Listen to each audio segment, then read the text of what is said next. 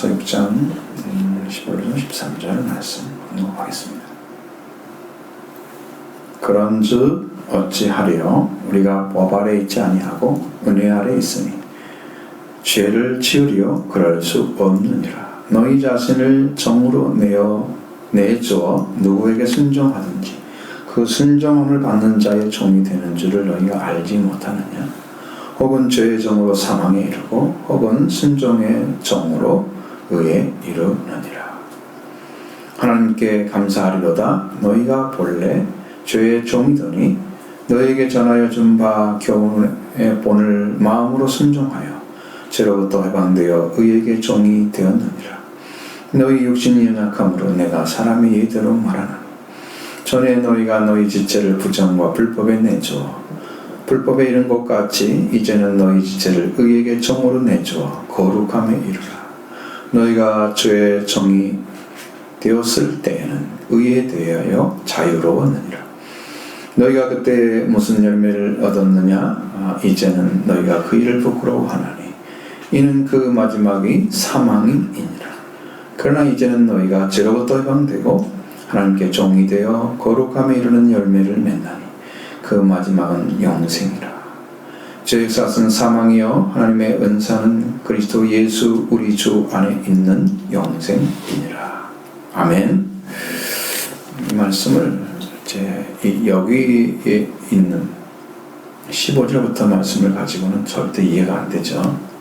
그런즉 이렇게 나왔는데 무엇이 그렇다는 건지 그걸 조금만 살펴봐야 되는데 그것도 다 여러분에서 말씀드리기는 어렵고 6장에서 있는 말씀을 이렇게 잠깐 스치면서 1절부터 드리도록 하겠습니다. 6장 1절에 은혜를 더하게 하려고 죄에 가겠느냐? 그럴 수 없다. 또 여기 말씀하고 있죠. 15절에도 그렇게 말씀하고 있잖아요. 그러니 율법에 대해서 인자는 죄를 지을 수 없다. 은혜 아래 있는 자들을 그래서 말씀하고 있죠. 죄에 대해 죽었다고 하는 거 우리가 그러면 어떻게 살아야 되느냐? 물론 이제 죄에 대해 죽었다는 내용도 중요하긴 하지만 우리는 죄의 속성에 의해서 대해서 반응하지 않는 죄가 다가와도 우리는 그 가운데 어떤 반응도 일어나지 않는 그런 영적인 그 위치를 찾은 자입니다. 그런 사람은 죄 가운데 살겠느냐? 죄에 대해 죽었는데 그것이 어떻게 나를 작용하든지 나는 거기에 반응이 일어나지 않는데 영적인 마음의 생각에서 반응이 일어나지 않으면 내가 죽은 거예요. 그러면 죄의 속성을 가지고 이런 얘기 저런 얘기 하면 막 일어나고 그래서 막 움직이죠. 살아있는 거잖아요. 죄에 대해서. 그걸 생각해 보시면 알아요. 왜 그런 말씀하시는지. 죄에 대해 죽은 우리가 어떻게 그 가운데 살겠느냐? 우리 죄의 속성에서 반응하지 않고 죽은 자가 되는 것이죠. 근데 그러니까 죄에 대해서 죄가 어떻게 죄 가운데 살겠느냐? 그렇게 묻고 있죠. 또 그러니까 우리는 그리스도 예수 안으로 세례를 받은 우리는 그의 죽으심 안으로 세례심을 받은 줄 알지 못해요. 자꾸 서리법을 지금 쓰는 거예요. 자, 죄에서 죽었습니다. 죽은 자는 예수 그리스도 안으로 세례를 받은 거다. 어디? 그의 죽으심 안으로. 죽으심 안에 들어갔으면 내가 그의 죽으심이 나의 것이 되어버린 거죠. 그래서 더 이상 죽음에 속할 수가 없도록 하기 위해서 그리스도께서 우리를 살려주시는 거예요. 그래서 죽으심 안으로 그리스도의 죽으심 안으로 세례를 받음으로 그 안에서 장사가 되었다는 거예요. 그럼 우리는 이미 죽어서 장사까지 예수 그리스도를 통해서 예수님 대신 죽으심을 통해서 우리를 위해서 죽으심을 통해서 이루어졌잖아요. 그렇기 때문에 죽으심 그리스도의 죽으심은 한 분 한 분의 죽으심이 되는 거예요. 여러분의 죽음이 되는 거예요. 그렇기 때문에 그 죽으심 때문에 예수님의 부활에 의해서 새 생명의 새로움 가운데 행하게 만들어주시는 거예요. 죽었으니까 부활이 필요하잖아요. 그 부활을 이루시기 때문에 그 부활되심이 그 다음에 작용하는 거예요. 여러분 심령 안에 그 말씀처럼 아버지의 말씀, 아버지의 영광으로 인해서 그리스도를 죽은 자 가운데 살리심같이, 그러니까 하나님의 영광이 오게 되면 하나님 안에는 모든 게 살아있잖아요. 그러니까 하나님이 이제 그 능력, 영광으로 오셨기 때문에 그리스도가 죽은 자 가운데서 부활되신 거예요. 일으켜진 거예요. 그것처럼 우리는 그 하나님이 아니고 그리스도를 통해서 그리스도가 일으켜지심과 같이 우리가 일으켜지면 내 안에 뭐가 존재하느냐? 생명이 태어나서 새롭게 일을 하는 거예요. 그래서 우리 성경에는 새 생명 가운데 이렇게 말하고 있죠. 근데 이제 킹제임스에서는 생명의 새로움이라고 썼습니다. 생명의 새로움. 그러니까 지금 옛 것이 아닌 거예요. 새 것인 거예요. 그 새로움 가운데 행하게 하는 거죠. 그렇게 이루어져요. 그러면 이제 우리 이제 앞에서 이룬 것처럼 우리의 예수 그리스도와 함께 그의 죽으심과 같은 모양으로 연합한 자가 되면, 네, 또한 우리도 부활도 또한 같은 모양으로 연합한 자도 될 것이 아니냐. 그러니까 부활도 그리스도 안에서 자연스럽게 이루어지는 거예요. 그러니까 죽음만 있으면 이제 부활은 자연스럽게 이루어지는 거예요. 그 죄에 대한 죽음이 중요한 포인트죠. 그래서 또한 그리스도의 부활하심으로 새 생명 가운데 살게 하셨던 그 은혜를 우리가 받았다는 거예요. 그렇게 되면 우리 옛사람이 예수님과 함께 못 박혀서 죄의 속성을 가진 그 몸이 우리 안에 있어요. 죄는 사해졌는데 죄의 속성을 가진 몸이 있어요. 그것이 우리가 죄를 다시 짓게 하는 거예요. 그런데 그 죽음이 오게 되면 그 죄의 속성을 가진 몸이 죄에 예속되지 않게 해주는 거예요.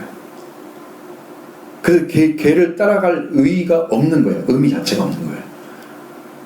그러니까 내가 죄를 생각하고 죄를 짓게 하고 죄를 위해서 살아가는 그 마음 자체는 이미 끊어져 있어요. 이 속성 자체가. 그러니까 의를 따라갈 수밖에 없죠. 지금 이걸 자꾸 얘기하는 거예요. 이 말씀 속에서 계속 반복해서 얘기를 해주는 거예요. 그러니까 이게 그리스도께서 죽은 자 가운데 일으키셨고 죽지 아니하고 사망이 그를 다스릴 수가 없기 때문에 내가 그와 함께 죽고 부활되어 있으면 사망도 난 또 예수 그리스도 다스릴 수 없는 것처럼 나도 그런 자가 된단 말이에요. 죄도 예속되지도 않는단 말이에요. 응? 사망이 다스리는 예수 그리스도를 못 다스리는 것처럼 나도 다스릴 수가 없게 되는 거예요. 그래서 예수님의 죽으심이 죄에 대한 죽으심이고 그의 죽으심은 자신을 위해서 죽은 것이 아니라 우리 자신을 위해서 죽은 죽으신 거고, 자, 그래서 우리 자신도 그리스도 예수 안에서는 하나님께 대해서 살아있는 자다. 그리스도의 죽으심 때문에 너희 자신은 이제 죄에서 죽은 자다. 그렇게 판단하시고, 그 다음에 그리스도 예수 안에서 하나님께 대해서는 살아있는 자로 판단하라. 이미 그걸 어떻게 이루어 주셨기 때문에 그건 여러분이 받아들이는, 이 말씀이 원래 위치가 그런 위치예요. 성경의 위치가 그냥 예수님 구원받으세요 이런 위치가 아니에요. 그것은 갓난아기처럼 가르치는 그런 데서만 그렇게 되는 거죠. 이렇게 돼 있어요. 그러니까 우리는 죄에 대해서 죽은 자이고 그리스도 예수 안에서 하나님께 대해서는 살아있는 자다라고 판단을 하라는 거예요. 여기란 말은 판단하라는 뜻이에요. 거기가 오늘 보면 판단을 하라. 그러니까 여러분 그렇게 생각하시면 돼요. 나는 이미 죄에 대해서는 그리스도 안에서 이미 죽었어. 의에 대해서는 그리스도 안에서 산 자가 됐어. 그렇게 판단을 하라고요. 그냥 가져가요. 그냥 믿어드려요. 그러면 내 것이 돼요. 걸림돌이 없어요. 내가 안 믿는 게 걸림돌이에요. 그러니까 나를 어떻게 안 믿게 하느냐? 악한 영을 따라가게 해서 말씀을 이렇게 어지럽히게 하는 거예요. 나는 이것도 안 돼, 저것도 안 돼, 자꾸 불신하게 만들거나 의심하게 만들어서 말씀을 못 믿게 하니까 못 들어가는 거예요. 그냥 받아들이면 여러분이 이길 줄 믿습니다. 말씀은 직진성이 있는 거예요. 왜곡하시면 안 돼요. 흔들면 안 돼요. 자, 그래서 이렇기 때문에 우리가 이제부터는 너희 몸을 다스리지 못하겠어. 너희 몸의 욕망에게, 너희 몸의 욕망에게 말을 듣지 말라. 죄가 우리를 다스리려고 도전하겠죠. 이렇게 된 상태인데도. 그런데 우리 몸의 욕망, 아까 죄성 있는 몸이 있었다고 그랬죠. 용서를 받아도 거기 몸의 욕망이 우리한테 말을 해요. 원하는 그렇게 이렇게 하니까 너무너무 쉬운 거야. 내가 지금 말을 해요. 욕망이 그 말을 듣지 말라고. 이렇게 하고 싶어. 그 내 마음속에서 얘기를 해요. 몸의 욕망이에요. 의를 따라가는 게 아니고 죄를 따라가도 말을 해줘요. 내 안에. 그럼 내 들려오죠. 그 말 듣지 말라고. 뭐만 들어야 돼요? 하나님의 음성만 들어야 돼요. 말씀만 들으셔야 됩니다. 그래서 우리 지체를 불의의 무기로 그들에게 제공하면 안 된다. 불의가 사용하려고 나한테 이제 얘기를 했잖아요. 그럼 난 거기다가 이래 사용해 라고 내어주면 안 돼. 내 지체를. 손이 죄를 범하게 머리가 판단해서 행동하잖아요. 그럼 내가 말을 했어. 마음에서 죄성이 내가 이게 말을 했어. 욕망 있는 말을 했어. 이제 죄성이 그대로 있으니까. 그러면 얘가 말을 듣고 판단해서 손이 움직이냐, 지체가 움직이는 거잖아요. 이거 말 듣지 않으면 얘가 안 움직이죠. 그럼 우리는 어디다만 써야 돼요? 우리 자신을 죽은 자로부터 살게 하신 하나님께만 내 지체를 쓰도록 드리는 거예요. 이제 여기다 안 드리는 거야. 죄에게 내가 순종해서 내가 그거 가거나 발로 가거나 어떤 일을 해주거나 이거 안 하는 거예요. 끊어버리는 거예요. 하나님이 우리 몸을 사용하도록 의에 대해서 쓰시거나 하나님께서 또 선한 일을 위해서 생명을 해서 일하게 하시면 그 돕는 자로, 생명을 살리는 자로 그렇게 쓰임 받아야 된다. 하나님께 쓰도록. 너희 지체를 의의 무기로 하나님께 제공하라. 이렇게 하시는 거예요. 죄에서 완전히 벗어난 사람이죠. 그런 사람입니다. 그래서 이제부터는 죄가 너희를 다스리지 못할 것이다. 이는 율법 아래 있지 않고 은혜 아래 있기 때문이다. 이렇게 선언을 해주는 거예요. 완전히 벗어났죠. 이제 이렇게 벗어난 사람의 삶이 어떠해야 되는가? 은혜 아래 있는 사람의 삶이 어떠해야 되는가? 성도 삶이 어떠해야 되는가? 이 말씀이 이제 15절 이하에 나오는 거예요. 그래서 율법이 거스릴 수 없고 정죄할 수 없고 다스릴 수 없는 자리, 또한 죄가 우리를 종으로 삼지 못하고 죽음이 우리를 다스릴 수 없는 자리에 우리는 존재하고 있습니다. 그렇게 믿으시기 바랍니다. 그렇게 판단하시기 바랍니다. 이미 끝난 거예요. 죄는요. 그리스도 안에서 이미 다 끝나버렸어요. 그래 그리스도 안에 있는 자는 죄와 사망에서 생명의 성령의 법이 다 해방을 시켜버린 거예요. 이제 여러분 해방시키는 자는요, 능력이 더 강해야 해방시키는 거예요. 나를 붙잡고 있는 존재를 해방시키려면 내가 그보다 힘이 세야지 해방시키는 거예요. 그리스도가 이미 죽음과 부활을 통해서 이거 완성하신 능력이 사탄을 완전히 제어버리는 거예요. 죄를 완전히 덮어버리는 거예요. 그러니까 얘는 힘을 쓸 수가 없는 거죠. 그럼 해방시켰어요. 그러니까 그것을 믿어드리는 게 여러분, 내가 그렇게 될까? 그렇게 될까? 이 말씀을 판단하는 것은 여러분이 할 일이 아니에요. 여러분은 그렇게 됐다고 하는 말씀을 믿는 게 여러분이 할 일이에요. 믿으면 됩니다. 다 믿음에 관련되어 있어요. 이게 안 믿어지니까 문제가 되는 거예요. 이 기본 자체가 얼마나 중요한지 알죠? 자, 그렇습니다. 그래서 그러면 은혜 아래에 있는 성도의 삶이 무엇이냐? 이 사실을 아는 것이 우리에게 매우 중요합니다. 첫 번째 15절 보겠습니다. 그런즉 어찌하리요? 우리가 법 아래 있지 아니하고 은혜 아래 있으니 죄를 지으리요? 그럴 수 없느니라. 아멘. 일단은 뭐라고 선언했습니까? 율법 아래 있지 않다고 그랬죠. 1장 6장 1절에서는 죄 아래 있지 않다고 말씀하고 있잖아요. 죄. 율법 아래 있지 않겠고 어디에 있어요? 은혜 아래 있어요. 그럼 율법이 말씀드린 것처럼 율법은 항상 우리 죄를 깨닫게 하고 우리를 정죄하는 일을 할 기능을 가지고 있습니다.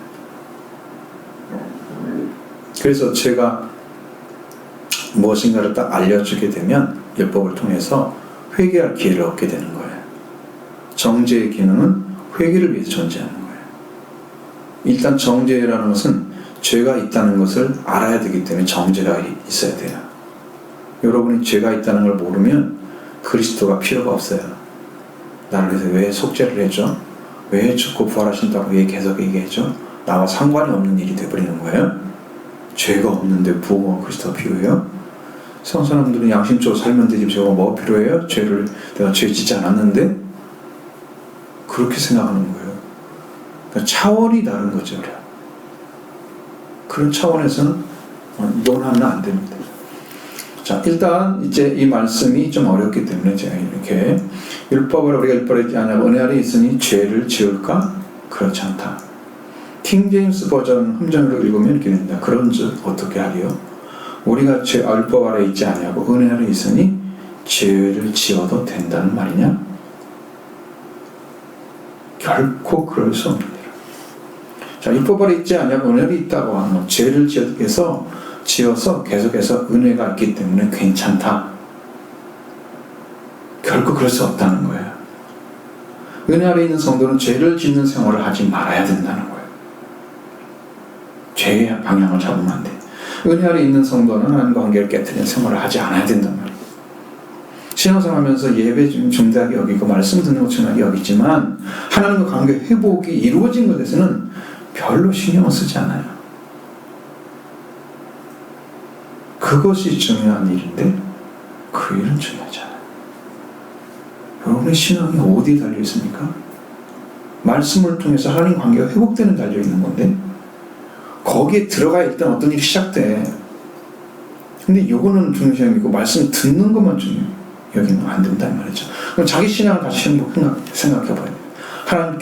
하나님과 관계가 계속해서 더욱 회복되어서 하나님의 주신 은혜, 즉 속죄와 부활을 힘입어서 하나님 관계가 회복이 되어져 가는 거, 더 깊은 은혜를 체험하는 거, 더 말씀 가운데 들어가는 거, 영적 성장과 말씀을 깨닫고 아는 생활까지 이루어 나가는 거, 이 삶이 지속적으로 이루어져야 된단 말이에요.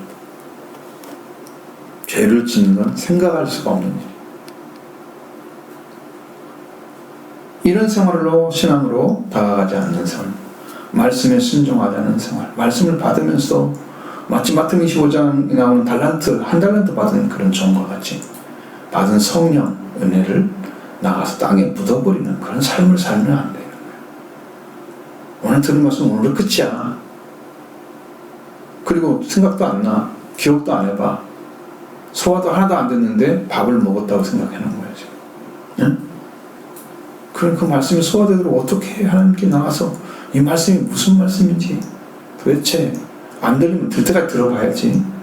그리고 분명히 뭔가를 깨닫고 하나님께 그걸 붙잡고 기도하는 삶이 되어져야 그게 여러분의 신앙이 좀 더 새로워지고 그러면서 이제 폭이 넓어지면서 깊어지는 그런 삶이 계속되어야만 여러분 영적 회복이 있고 회복이 있은 다음에 성장이 있는 이 삶으로 나아가길 바랍니다.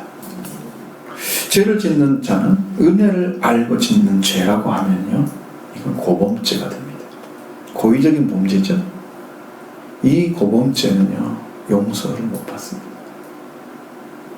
고의적인 범죄. 은혜 있으니 괜찮아 그러다가 넘어갑니다. 하나님께 주신 은혜를 가볍게 여기고 죄를 짓는다면 은혜를 저버린 자입니다.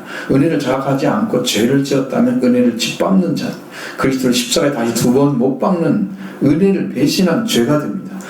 우리가 만약에 죄가 더한 곳에 은혜가 넘친다고 하니까 죄를 지어서 큰 은혜를 입는 것처럼 생각하는 하나님의 은혜에 대한 오류를 범하면 안 됩니다. 착각하면 안 되는 거예요. 죄가 많은 곳에 은혜가 넘치는 이유는 첫 번째 그 은혜를 주시는 거예요. 죄가 있으니까 은혜가 와야 돼요.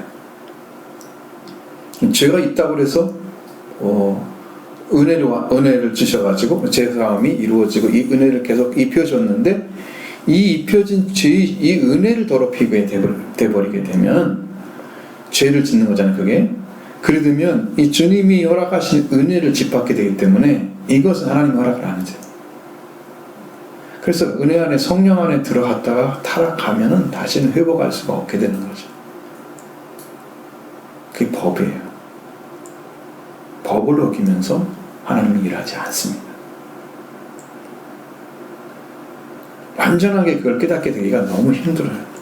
은혜를 버리지 않고 약간 문제가 생긴 사람은 다시 올려주시고 깨닫게 하시니까 아무 문제가 없는데, 은혜를 정면으로 대적하면서 말씀을 버린 사람들은 어렵습니다. 그러니까 속죄를 받는데 충성스럽게 받으시고 그걸 지켜가는 삶이 그만큼 중요한 것입니다. 그래서 우리는 은혜를 더럽히면 영적으로 흐려지게 됩니다. 그러면 착각을 더럽히게 되면 점점점 분별력을 잃어버리게 되고요.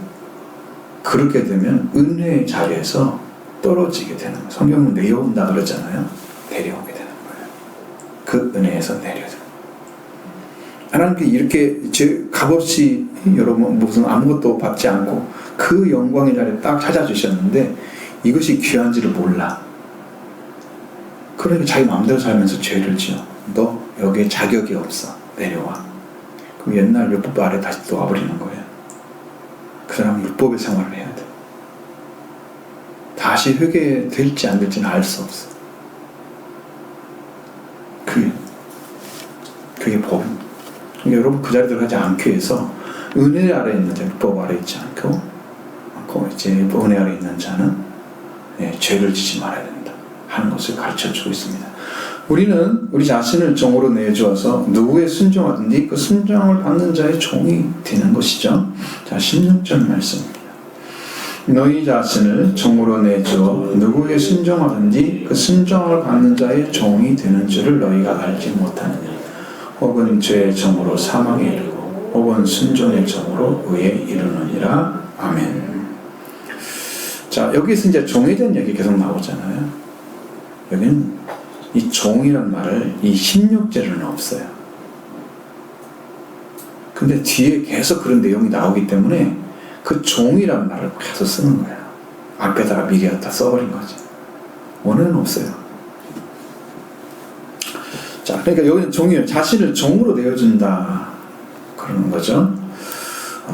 누구에 순종하든지 순종하는 자의 종이 된다. 자 보세요. 순종을 받는 자의 종이 된다. 하나님께서 우리가 하나님께서 주신 말씀에 순종하면 하나님의 종으로 들어갑니다. 우리가 죄에게 속하게 되면 죄의 종이 되면 그에게는 은혜는 주어지지 않고 사망에 도달하는 방향으로 계속 가게 됩니다. 죄의 종이라는 문장에서 종이라는 단어가 없다는 걸 봤어요. 그래서 이 죄라는 것이 속격으로 써 있습니다. 그러면 이건 속했다는 의미입니다. 죄에게 속하면 이렇게 번역을 해야 하는 거예요. 그럼 뭐가 돼요? 죄에게 속한 결과가 뭐가 나와요? 사망에 이르죠. 죄에 속하게 되면. 순종에 속하게 되면 의에 이르죠. 이렇게 이해하시면 돼요. 제가 이 순종의 종 때문에 왜 성경에 순종의 종이라고 얘기했지? 도대체 이해가 되지는 않아. 순종의 종이 뭐가 순종의 종이야? 근데 언어를 보니까 이게 해결됐어요. 순종에 속하게 되면 내가 말씀을 받잖아요. 그냥 순종에 속해놔. 그건 다 받아들여서 그냥 믿어드리고 따라가면 돼. 그렇게 되면 그것이 바로 의에 이르는 길을 찾아주는 거예요. 죄에게 속하게 되면 사망에 이르고 죄에게 속해서 죄를 따르면 죄가 주는 마지막 열매, 그 결과가 사망이라고 가르쳐줘요. 죄와 결별하지 못해서 은혜를 버린 자는 죄를 선택하고 죄를 따른 그 결과를 가져가야 되는데 그게 죽음이다. 이 죽음은 몸의 죽음을 넘어서 영의 죽음을 다루는 거죠. 지옥불에 떨어지는 것입니다. 그걸 말하는, 그런 사망을 말하는 거예요. 이 땅의 죄인은 아닌 사람들 다 죽잖아요.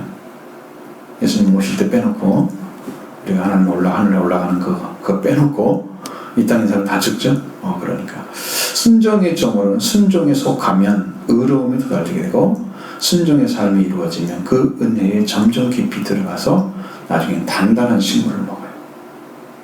깨물지 않고 먹는 식물을 다 원하는 사람들이 많아. 어린아이가 아기를 키우면요, 자기도 못 자라고 그 아기도 못 자라요. 응? 어린아이는 자기가 안 오는 만큼만 키우는 거야. 그러니까 어른이 아이를 키워야 어른이 되는 거야. 그것밖에 안 알려줘갖고 애기 수준의 생각을 가지고 있는 거야. 어린아이, 그래서 뭐 부모가 없는 자식은 그래서 차이가 나는구나. 부모가 뭐 가르칠 거 못 가르쳤잖아. 그러니까 여러분도 부모 없는, 하나님 없는, 말씀 없는 사람으로 살아가게 되면 아무것도 모르는 거야. 순종의 종이 되는 것은 이 말씀처럼 순종에 속하게 되는 거예요. 그래서 말씀이 따르게 되면 내가 성장을 계속해서 나중에는 의로움을 알게 돼요. 의로움을 아는 심령이 단단한 식물을 먹는 거예요. 그 의가 여러분에게 필요해요.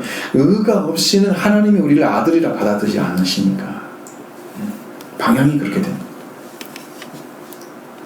그래서 순종하지 않게 되면은 어떻게 되냐? 성장이 멈춥니다. 은혜를 공급하는 통로가 막히게 됩니다. 기도생활, 말씀 있는 생활을 게을리하고 마음이 무뎌지기 시작하면 세상으로 향하는 마음에 충동이 일어나면 그냥 따라갑니다. 지체 없이 따라갑니다. 죄에 속하기 시작하고 끝내 영의 죽음으로 멸망을 받는 열매가 맺게 되는 거죠. 그러니까 우리가 순종에 속하는 것이 이렇게 중요한 신앙입니다. 절대로 등한 여기면 안 돼. 말씀에 순종하는 거 죄다가 낫다고. 응? 열심히 피 흘리며 짐승 잡아가지고 최선을 다해서 하나님께 충성한 것처럼 하나님 받으시라고. 하나님 그거 받기 싫은 거예요. 왜? 말씀은 순종하지 않으면서 제사만 드리는 그런 위선자들을 보고 계시는 거죠. 그게 보기 싫은 거예요. 왜 내 바닥만 밟고 내 이름만 더럽히냐고 그러시는 거죠. 여러분, 그러니까 순종에 속한 은혜 등한히 여기시 마시 바랍니다. 이 순종은 결국 신앙이 국한된 것이 아니죠.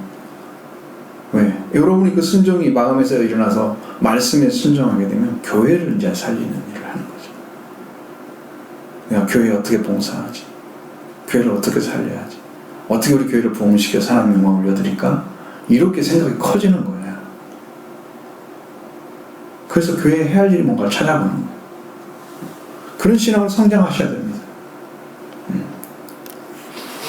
유치원생 데리고 계속 목회할 수는 없어요. 성장하지도 않는데 계속 성장하라고 얘기할 수 없잖아요. 말씀 순종하지 않는데 순종하라고 얘기하면 계속 하다가 끝나면 어떻게 돼요? 근데 바울이 이제 막 그 분위기를 바꾸죠. 이게 사도 바울이 하나님께 감사하는 이유가 있다는 걸 말씀하고 있습니다. 17절 18절 말씀입니다. 하나님께 감사하리로다. 너희가 본래 죄의 종이더니 너희에게 전하여 준 바 교훈의 말을 마음으로 순종하여 죄로부터 해방되어 의에게 종이 되었느니라. 아멘. 이게 하나하나가요 엄청 큰 말이에요. 중대한 말이에요. 자, 은혜 아래 있지 아니한 때의 삶은 어떤 것이냐면 죄 아래 있었고, 죄 아래 있단 말은 죄가 다스리는, 죄에 속한 자. 율법 아래 있었어요. 왜? 죄가 있기 때문에 율법이 있는 거예요. 그래서 율법 아래에 있는 거예요. 죄인의 삶을 살고 있는 거죠. 그래서 너희는 본래 죄의 종이더니. 그런 거죠. 그럼 우리가 언제부터 죄의 종이었나? 우리는 태어날부터 죄의 종이었어요. 하나님 말고 태어난 사람이 없잖아요. 요한 같은 경우는 성령이 충만했다고 태에서부터. 괜찮 좀 다를 수 있죠. 예수 그리스도는 성령으로 잉태됐으니까 그분 다르죠. 씨가 다르잖아요. 사람의 씨가 아니잖아요. 근데 요한도 역시나 죄죠. 죄인이죠. 그리스도가 없이는 안 되는 거죠. 여기 본래라는 단어가 삽입되어 있지만 이제 이 문법에 따라서 미완료로 사용되었습니다. 에테라는 단어, 너희는 뭐뭇이다.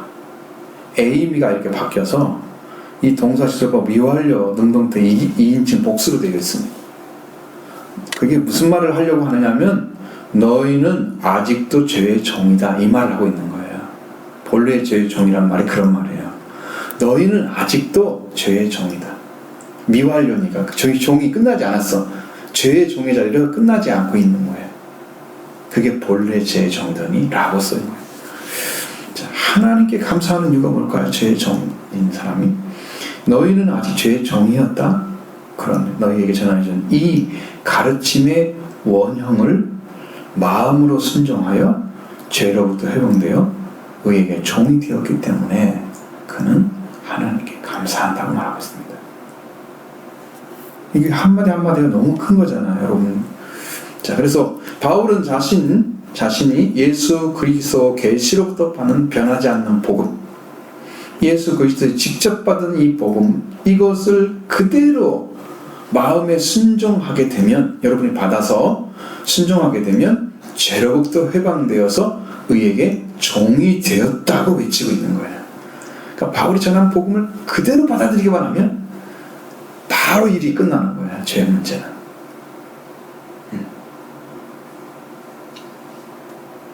죄의 종으로 쭉 살아왔고 지금도 살고 있는 너희가 나를 통해서, 바울을 통해서 전하여준 복음의 원형을 그대로 받아요. 이게 본이란 말이 원형이란 말이에요. 처음 주신 그 복음 있잖아요. 그 복음의 원형인 거예요. 예수 그리스도의 속죄와 부활에 대한 얘기 계속 하시죠? 그 죽으심과 부활에 대한 얘기 계속 하시죠? 그게 원형이에요. 그것만 가지고 딱 믿게 되면 여러분 안에 그냥 이루어져요. 그냥 이루어져요. 자, 그것을 확신하는 게 뭐냐? 여러분이 그걸 필요로 해야 돼요. 여러분이 영이 살아서 나도 그걸 필요로 해 라고, 영이 그걸 이해를 못해요. 이것이 필요한 거야 라고 여러분 받아들이세요. 그 다음에 영이 이해를 하면 붙잡을 거예요. 이게 필요하다고 자기 안에 새기질 않으니까, 지나가 버리니까 필요하지 않은 것과 필요한 것을 구분하지 않고 그냥 다 그냥 지나가는 거예요. 응? 진짜 지나가도 괜찮은 게 많고 지나가고 지나쳐서 버리면 안 되는 게 있는데 이것조차도 구분하지 않고 그냥 지나가 버리는 거예요. 그래서 이걸 영원히 얻지 못하면 어떡할까? 주신 걸 그대로 받으시면 됩니다. 이미 다 주신 거예요. 하나님께서 예수님 이미 이룬 것을 바울을 통해서 계시해 준 거란 말이에요. 그래서 바울이 참 복음이 이렇게 올라온 은혜를 우리한테 허락해 주고 있는 거예요. 지금 그걸 찾으라는 거죠. 그것을 이 복음 그대로 복음의 원형을 그대로 받아들여서 순종하면 죄로부터 해방되고 그리고 의에게 종이 되어진 자리까지 나아갑니다. 영적 회복이 이루어지면 그 다음에 죄가 나를 감히 손댈 수가 없어요. 지금 죄의 문제 계속 얘기하지 앞에서부터. 그래서 우리가 의에게 종이 되는 자리로 들어가는 거예요. 의에게 종. 여기는 실제로 종이란 말이 써 있어요. 그러니까 여러분 그가 시키는 대로 내가 의에 속해서 하나님의 병기, 죄를 무찌르고 의를 갖다 깨트리는, 불을 깨트리는 그 의의 병기가 되어져서 여러분이 쓰임받게 되면 이게 이제 군병이 되는 거죠. 군사가 되는 거죠. 십자가의 군병처럼.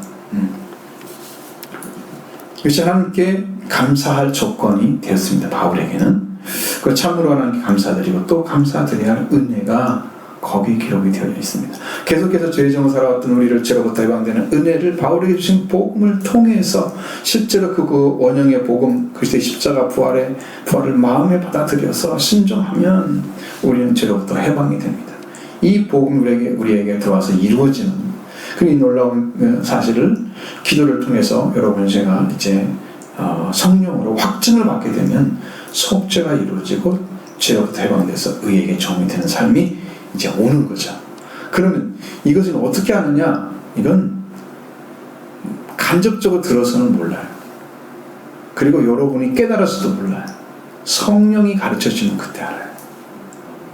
성령으로 알지 않고는 구원이 안 이루어져요. 왜? 너무 불확실하기 때문에. 내 깨달은 거 금방 지나가잖아요. 그리고 없어지잖아. 아, 그거구나. 남아있어요. 근데 성령으로 온 것은요, 안 없어져요. 심어져요. 그래서 열매가 나와요. 그래서 여러분, 성령에게 심는 자, 그 말씀을 붙잡고 있어야 성령이 심어지는데, 성령이 그걸 우리 주장해 주잖아요. 말씀으로. 기억나게 해주잖아요. 그래서 그걸 갖고 살면 썩을 것을 거두지 않고 영생을 얻게 되는 거고, 그 성령에게 심지 않고 그냥 육신에게 심고 세상 것을 적당히 살아가면서 신앙생활 하게 되면 이건 육신에게 심는 거예요. 육신으로부터 썩을 걸, 부패할 걸 어떻게 되는 거죠. 그런데 여러분의 말씀을 붙잡고 가는 것은 성령에게 심는 것을 생각하세요. 그렇지 않으면 열매는 없다. 말씀을 붙잡고 하지 않는 신앙은 열매는 없다. 그건 뭐? 썩을 열매밖에 거둘 수가 없는 거예요. 그것을 여러분은 표준으로 삼으시기 바랍니다. 거기 아니면 열매가 없는 거예요. 그리고 이 복음이 우리에게 다 이루어진, 자, 이렇게 저는 믿습니다. 이 놀라운 사실을 기도를 통해서 여러분이 알게 되면, 확증을 받게 되면, 이제 주님이 이루셨구나. 근데 내가 믿지를 않았구나 라는 것을 너무 잘 알게 되니까 그때 회개가 되는 거야. 너무 감사한데 감사를 못 드려서 한 번도 제대로 이렇게 큰 은혜를 주셨는데 하는 게 감사하죠. 바울이 왜 감사한 걸 알게 되죠. 진정한 복음인 것을. 그 죄로 대박돼서 의에게 종이 됩니다. 그대로 믿으시기 바랍니다. 할렐루야. 자, 하나님께서 로마에 있는 그리스도인들, 하나님 자녀들을 얼마나 사랑하시는지를 알 수 있습니다. 그들에게 사람의 이대로 말할 정도로 우리가 받아들이고 순종하는 자 되기를 원했다는 것이죠. 19절 말씀 보십니다. 너희가 육신이 연약함으로 내가 사람의 예대로 말하나니 전에 너희가 너희 지체를 부정과 불법에 내어줘 불법에 이른 것 같이 이제는 너희 지체를 의에게 종으로 내어주어 거룩함에 이르라. 아멘. 우리는 모두가 육신이 약합니다. 연약하죠.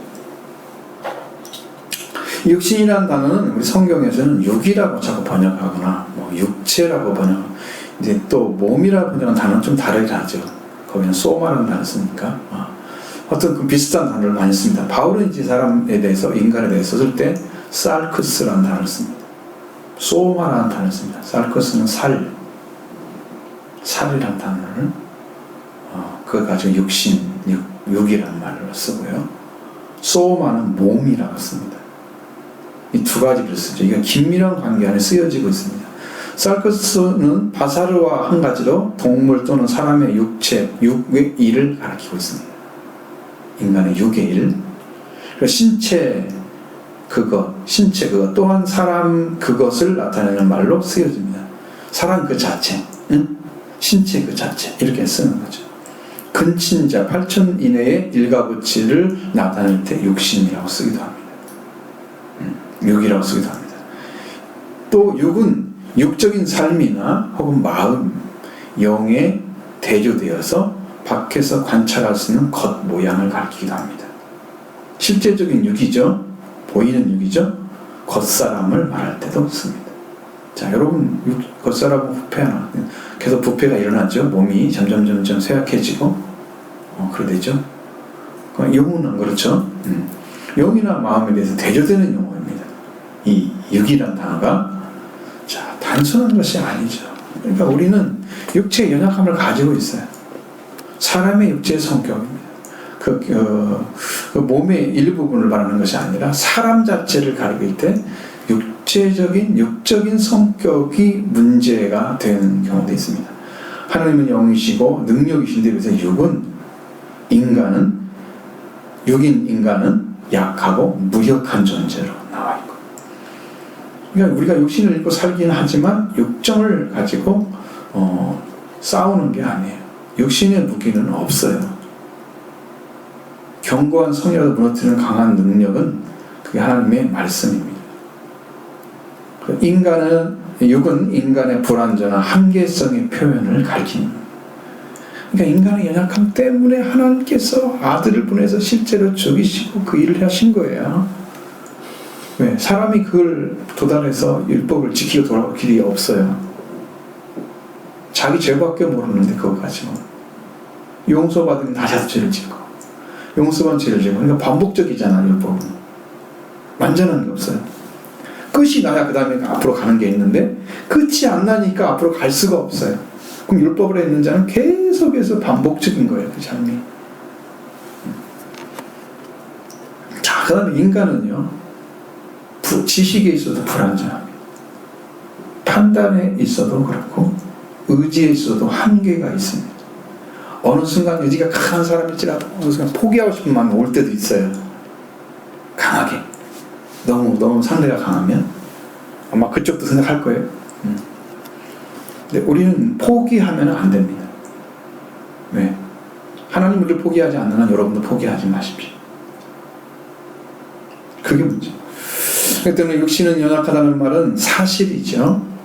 육신은 신뢰할 수 없는 이유 중에 하나입니다. 육신의 연약함. 그래서 사람이 알아들을 수 있는 말로 바꿔서 얘기하는 거예요. 그러니까 우리를 얼마나 사랑하는지 알겠죠.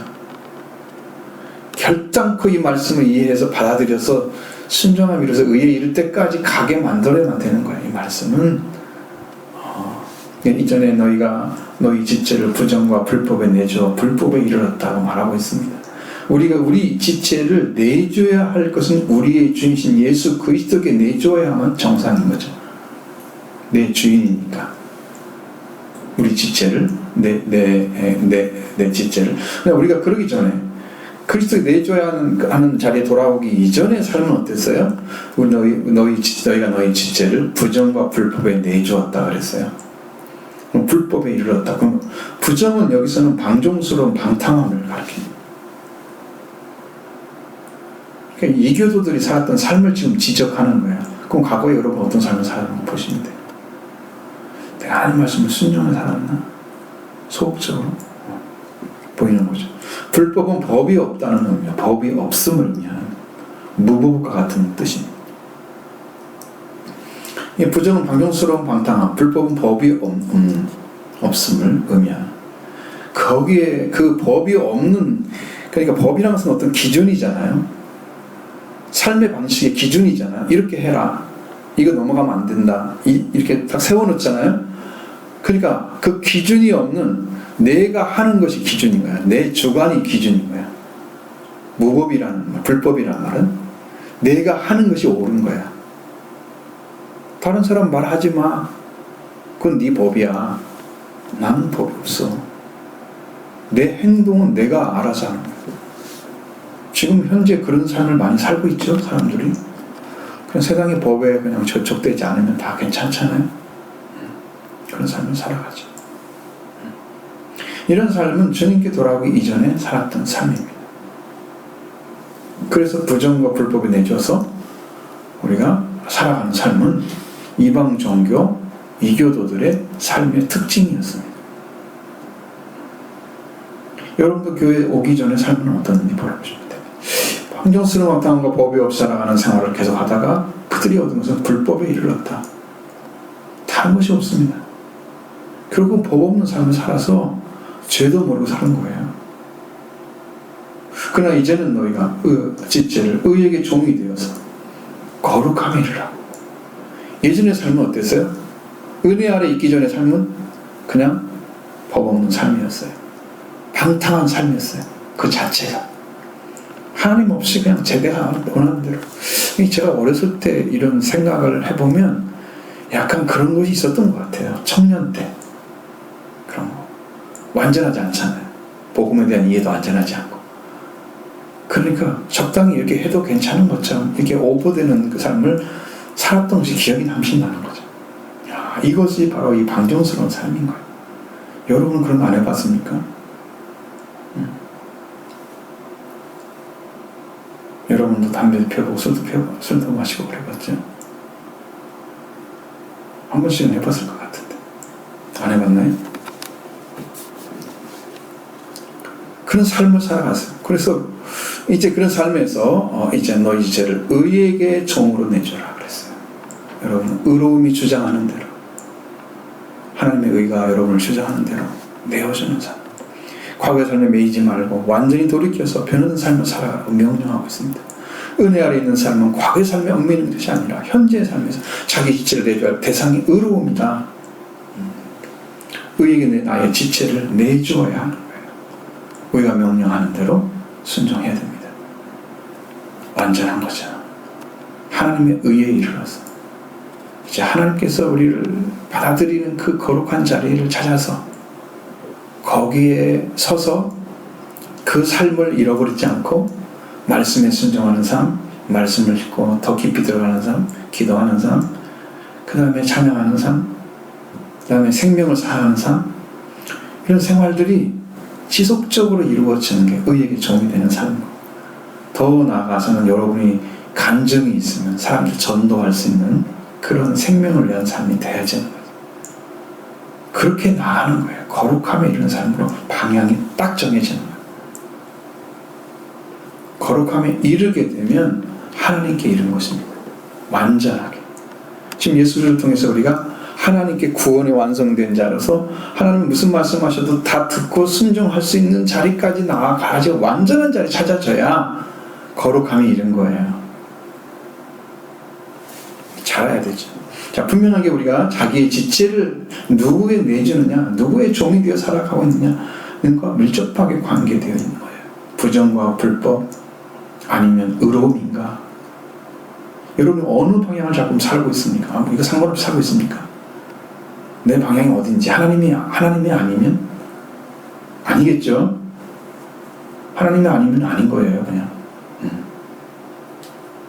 우리 뼈대가 어느 쪽을 향했는지 살펴봐야 됩니다. 우리 삶의 자리가 보일 것입니다. 나는 무엇을 지금 하면서 살아가고 있는지를 보셔야 돼요. 한번 의에게 좀 자기 지체를 내주는가? 아니면 부정과 불법에 내줘서 그냥 불법에 매여 있는 사람을 살는가? 그게 그냥 보이잖아요, 여러분 스스로. 나는 그냥 적당한 자리에 서 있는 거. 하나님 그거 제일 싫어하는 거 아시죠? 차든지 덥든지 하라고 그랬지. 미지근하지 말라고. 네 생각대로 살지 말라고 말씀을 가졌지만 자기 생각 섞어서 적당하게 말씀에 순종 확실히 하든가 회개하면 하든가 확실히 해야지. 중간에 서가지고 자기 생각대로 적당히 하면서 하나님을 괴롭히지 말라고. 토하여 내쳐버릴 것이다. 마시지 않단 말이에요. 물이 차고 미지근하면 안 마셔. 차가운 말은 더운 물 마시지. 하나님 싫어하는 일 하지 말면 되죠.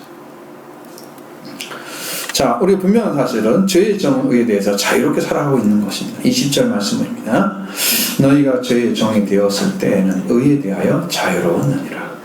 그럼 죄의 종이 되었을 때 의로움에 자유되었다는 것은 죄를 따르는 종은 의로움에 자유했다.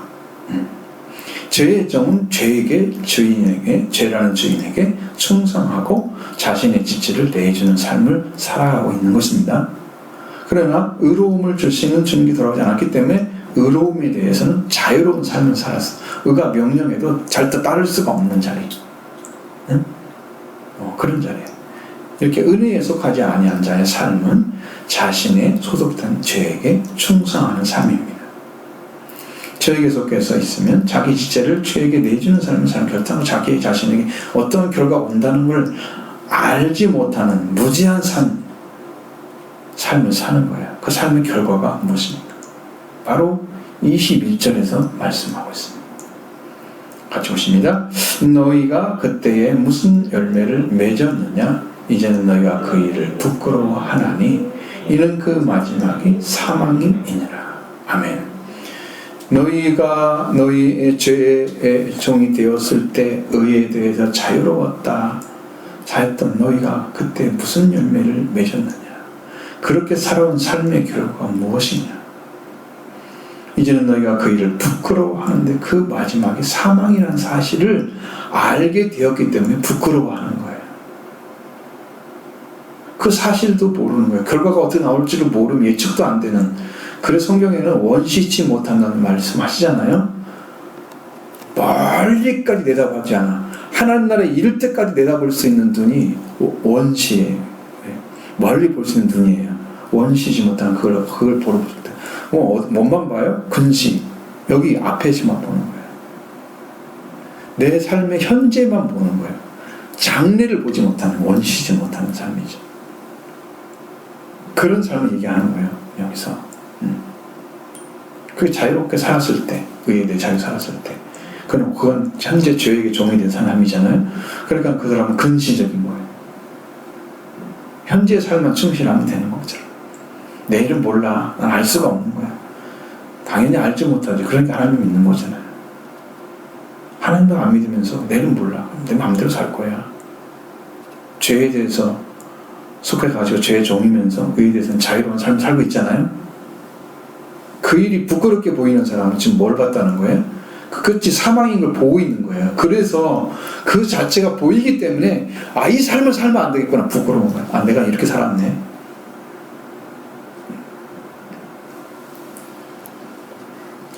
여러분이 아무리 자유롭게 살고 잘 살았어. 마지막에 사망이라면 그 결과가 무엇을 얻은 것입니까?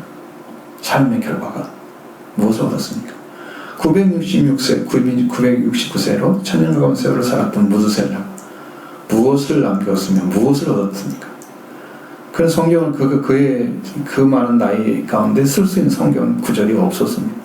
그는 이렇게 살고 몇 살까지 하다가 몇 살에 자녀를 낳고 몇 살에 죽었다. 그 얘기밖에 안 써 있습니다. 천년 가까운 세월을 살 동안에 얼마나 많은 일이 있겠어요?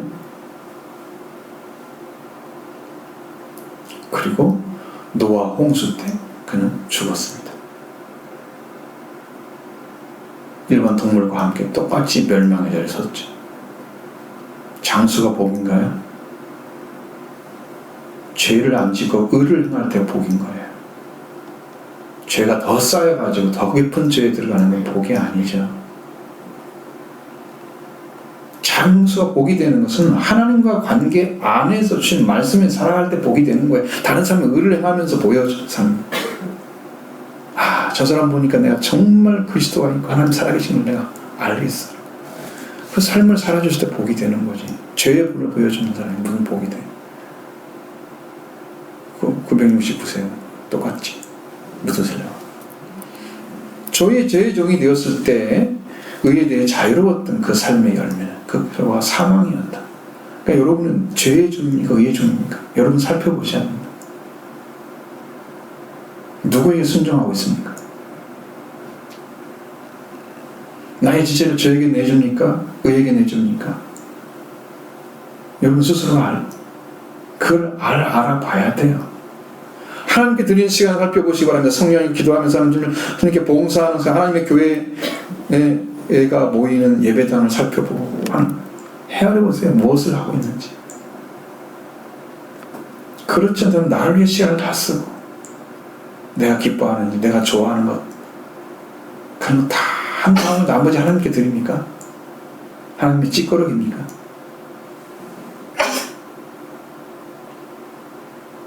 맨 처음 하나님께 드려야지. 제일 좋은 걸 드려야지 하나님께. 그럼 내가 누구의 종인가 알 수 있어요.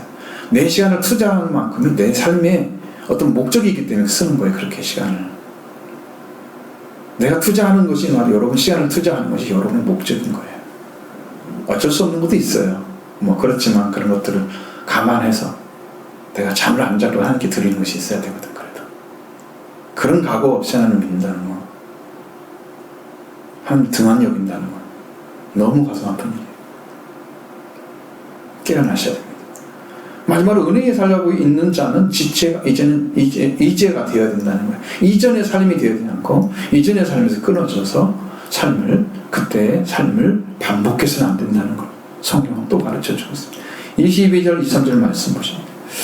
그러나 이제는 너희가 죄로부터 해방되고 하나님께 종이 되어 거룩한 이런 열매를 맺었나니 그 마지막은 영생이라. 죄의 싹은 사망이요 하나님의 은사는 그리스도 예수 우리 주 안에 있는 영생이니라. 아멘. 우리는 나의 과거의 삶과 현재의 삶이 어떻게 이어져서 신앙으로 들어가서 자라고 있는가를 살펴보셔야 됩니다. 나는 어떻게 살았고 어떻게 살았는데 내가 신앙자리 이렇게 왔구나. 이게 보이지 않는다면, 나의 삶을 전혀 한 번도 돌이켜보지 않는다면 나는 엄청 무식한 사람이야. 인생에 책임을 지지 않는 거야. 그냥 하루하루 살아가는 거고, 거기에 급급한.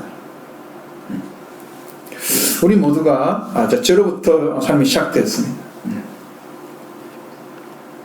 그렇게 해서 시작한 삶이 죄와 함께 살아가면서 죄사 앞에 살아간다고 하면 죄의 종이 되고, 그 생활이 지속되게 되면 그 사망에 달려가는 것이죠. 그 끝은 유황불못이 되고 말 것입니다. 그 사람에게 삶의 전환점을 맞이하지 못하면 그런 삶에서 질서를 찾아가지 못하고 생명의 새로움을 맛볼 수가 없기 때문에 이게 문제이죠. 그럼 과거의 삶에 매여지겠죠? 심각합니다. 그러나 우리가 이제는 우리에게 신앙과 인생의 전환점이 되는 시점이 왔는데, 그것은 그리스도께로부터 우리에게 은혜를 받았을 때입니다. 그때 인생의 전환점이 생겨요. 이 삶이 아니구나. 그는 곧 우리가 죄로부터 해방되는 시간에 그 문제가 해결되는 거예요. 전환점이 오는 거예요. 내가 죄로부터 나를 해방시키는 것이 아니고 해방되는 것입니다.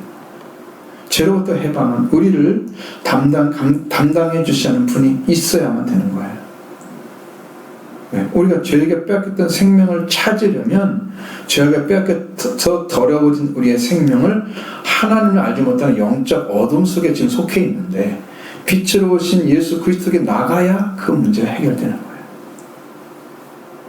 더러워진 영이 어둠 속에 속해서 있는데, 빛이신 예수 그리스도가 비추셔서 그 어둠을 몰아내면, 죄를 몰아내면, 죽음을 몰아내면 우리가 산 자가 됩니다. 죄에게서 속한 자는 그 죄를 덮어서 그리스도의 피로 이루어진 속량을 받게 될 때 죄에서 해방이 이루어집니다. 그래서 우리는 죄를 해방시켜 주시는 그리스도의 피의 능력으로 전환점이 이루어지고, 우리 그리스도의 부활의 새로운 영이 태어나서 영적인 전환점이 다시 이루어지는 거죠. 그게 완전한 거죠. 그때부터 이제 새 생명의 삶이 시작됩니다. 인생이 통째 바뀌기 시작합니다.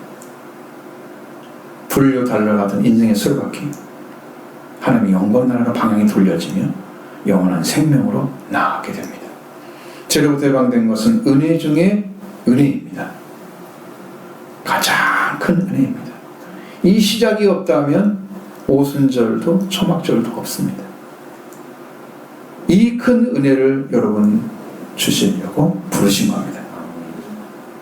이걸 받으시는 여러분 되시기를 간절히 바랍니다. 하나님께서 종이 되어 거룩함에 이르는 열매를 맺었다고 말씀하고 있습니다. 하나님께 종이 되는 거예요. 하나님께 종이 되는 것은 하나님의 아들로 살아가는 것과 다른 거예요. 아들의 명분은 권리를 행사하는 것이잖아요. 종은 명령을 수행하는 자예요. 아들이시지만 종으로 살던 예수님, 죽으심으로 종의 자리에 서셨죠. 그것을 이루 살리는 거룩한 십자가의 사건으로 종의 삶을 완성하셨습니다. 그러니까 종은 자기 원하는 대로 사는 게 아니에요. 하나님이 원하신 대로 살아가는 거예요.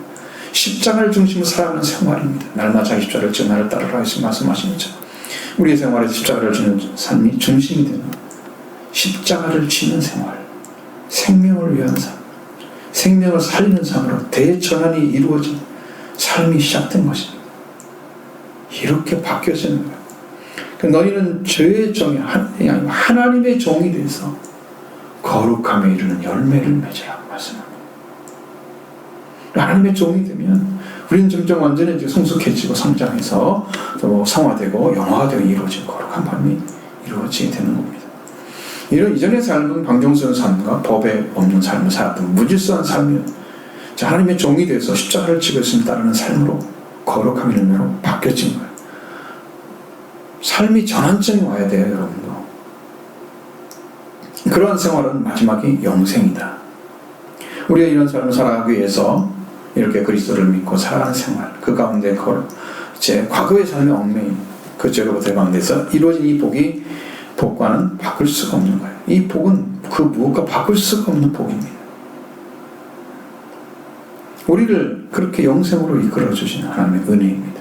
이 영생을 주시기 위해 그리스도를 보내시고 우리에게 변함없는 한없는 은혜를 베풀어 주시기 때문에 그 우리를 은혜를 통해서 우리는 율법과 상관없이 우리의 일을 하는 어떤 것과 상관없이 우리가 살아온 과거의 생활과 상관없이 우리가 돌아와 그리스도에게 자신을 맡기는 순간부터 주님으로부터 우리는 이제 옛생활에 살아왔던 삶의 마음이 거두어지고 새 영을 주시고 새 마음을 주십니다.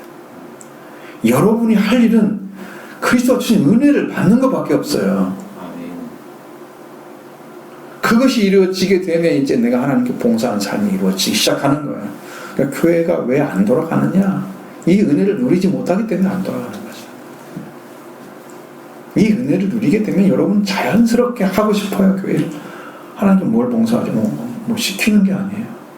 성령이 이끌어 가시니까.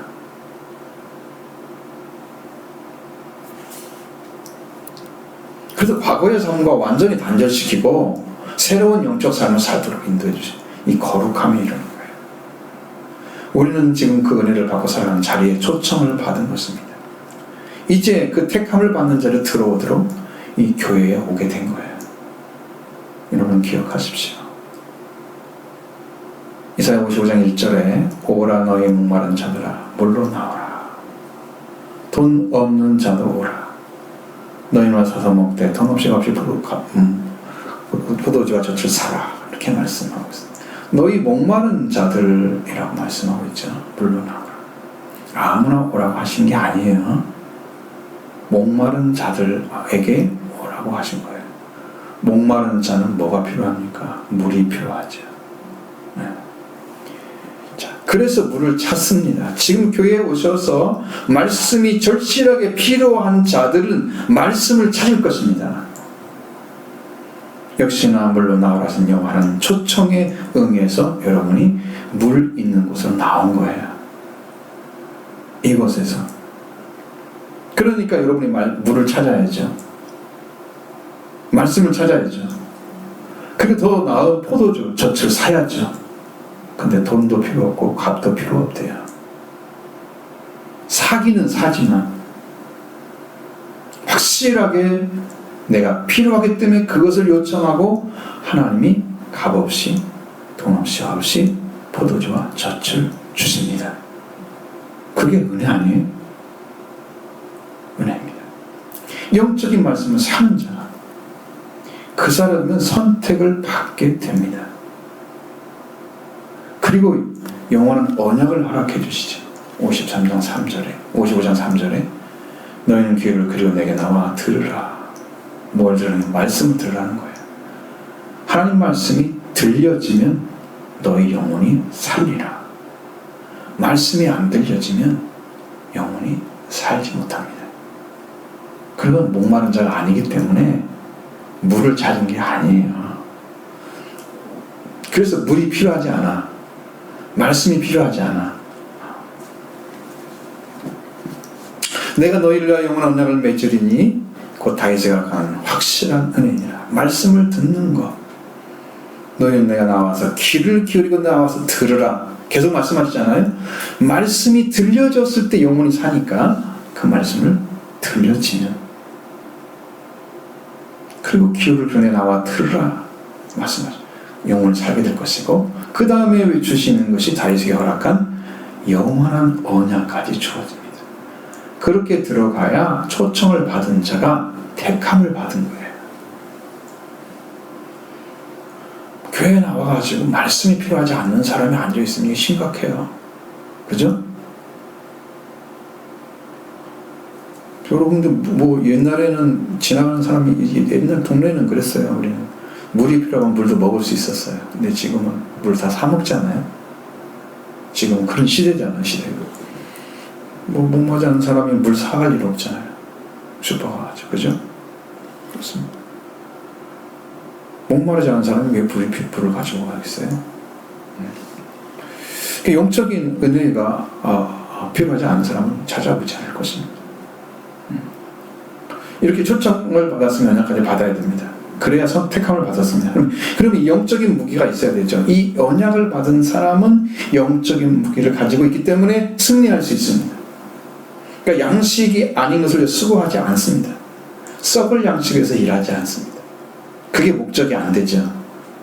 내가 세상을 살아가는데 필요한 것들은 얻어야 되겠죠. 일을 해서. 그것은 여러분이 이 삶을 영위해서 하나님의 영광을 위해서 살기 위해서 이게 필요한 것들입니다. 이것들은 이건 우리 밑에 있는 것들이에요. 내가 다스려야 할 것들이에요. 여기에 충성해가지고 이것이 목적이 아니야. 먹고 사는 게 한 단계 낮은 거죠. 욕을 위해 사는 사람들은 이게 필요해. 썩을 양식이. 그냥 나 이것 때문에 살아. 거기에 딱 머무러 버리고 영적인 거 찾지 않으면 목마른 자 아니죠. 썩을 양식에서 일하는 거죠. 그걸 하지 말라. 영원토록 있는 양식으로 일하라고 주님 명령하셨잖아요. 이게 들어가야 여러분 택함 받은 거예요. 그게 하나님의 인도하심 맞습니다. 그때부터 영원히 살게 되는 거예요. 우리의 삶이 죄에 정했다면 우리가 우리에게 갚아주는 것 또한 그 싹이 무엇이라고 말씀하고 있습니까? 죄의 싹은 사망이라고 말하고 있습니다. 그냥 죄에 속돼서 일생을 살았으면 그 마지막에 주는 그 목, 죄가 주는 목, 죄가 주는 보수, 그게 사망이다. 이 보수라는 단어로 쓰더라고요. 여기는 그러니까 근로의 대가로 주는 돈이나 물품을 가리킵니다. 내가 죄를 위해서 일생을 근로를 했어, 일을 했어. 그러니까 죄가 나한테 주는 보수가 그 일생에 수고를 했더니 그 주는 돈이 바로 사망이었어요. 나를 대신했죠. 나를 위해 수고하면서 나를 위해서 주는 거였어요. 그러니까 이 의를 찾지 못하고 살아가는 사람의 일생은 죄에게 충성하다가 죄에게 망하는 거예요. 얼마나 불쌍한지. 이걸 알고도 죄에게 소속되고 싶다면 이건 심각한 문제가 있어요. 왜? 죄와 의를 구분하지 못하는 그 무분별한 것 때문에 그게 망하는 거잖아요. 심각하죠. 이렇게 명백하게 죄의 정의 받는 보수 정해져 있는데 이것을 알면서 죄의 싹을 받는 삶을 살아가면 안 됩니다. 이것은 하나님이 죄의 싫어하는 범죄를 하는 거예요. 알고 짓는 죄. 그래서 여러분들은 죄로부터 강박지 못하고 죄를 따라가자 살지 않을 것입니다. 그 사실을 알게 되었으면 그래서 이러한 삶을 살아가는 성도는 이제는 은혜 아래 사는 자로 돌아와야 되는 것입니다. 그러나 하나님의 은사는 무엇입니까? 하나님의 선물. 그리스도 예수 안에 우리 주 안에 있는 영생입니다. 하나님 우리에게 선물을 왜 주십니까? 우리가 가까운 관계이기 때문에 주는 거죠. 우리가 하나님의 자녀이기 때문에 주는 거죠. 그러니까 남이 아니죠. 자녀입니다. 하나님의 선물은 그리스도 예수 안에 있는 우리 주 안에 있는 영생이에요. 이 영생은 예수 그리스도의 부활을 통해서 생명을 얻는 자들이 영원한 성장을 통해서 영적인 성장을 통해서 이것이 완성이 되는데 이게 완전하게 영이 성장을 해야 구원도 완전해지고 그 다음에 영광도 큽니다. 이 땅에 영이 자라지 못하고 하는 데는 어린아이가 돼요. 천국에 가도 집이 없습니다. 이런 사람들. 떠돌이의 삶을 살아야 돼요. 마치 영적인 삶을 제 어린아이가 이 땅에서 자라지 못하고 죽은 아들 있죠. 그런 애들이 이제 부모가 결정을 못하니까 그 아이가 몇 살까지 살았다는 게 한 6살이 그 사이에 살다가 죽은 아이들은 부모의 믿음에 의해서 천국에 간대. 걔가 결정할 수 없으니까 그는 꽃밭만 다니고 그래 다니고 저는 그 사람은 살아요. 그와 똑같이 살아요. 집이 없는. 예수를 믿기는 믿었는데 성장하지도 않고 충성해서 영광도 있지 않고. 여러분 그런 삶을 살라고 부르지 않았죠? 의에게 충성되게 정리되어서 영생을 얻는데 이 영생에 영생만 끝나는 게 아니고 영광도 얻는 이런 축복의 자녀가 되기를 바랍니다. 이것이 예수 그리스도 안에서 하나님 주시는 선물인 것입니다. 이렇게 우리 은혜 아래 사는 사람은 죄와 결별돼서 의에게 거룩함의 열매를 맺는 이 축복된 삶인 줄로 믿습니다.